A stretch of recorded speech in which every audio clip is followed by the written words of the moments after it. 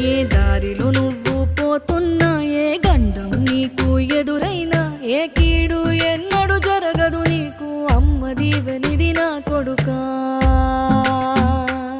ఈ దిక్కులు నీతో కదిలేను, ఆ చుక్కలి దిష్టి తీసేను, ఏ గాలి ధూళి సోకదు నిన్ను, అమ్మ దీవెనిది నా కొడుకా.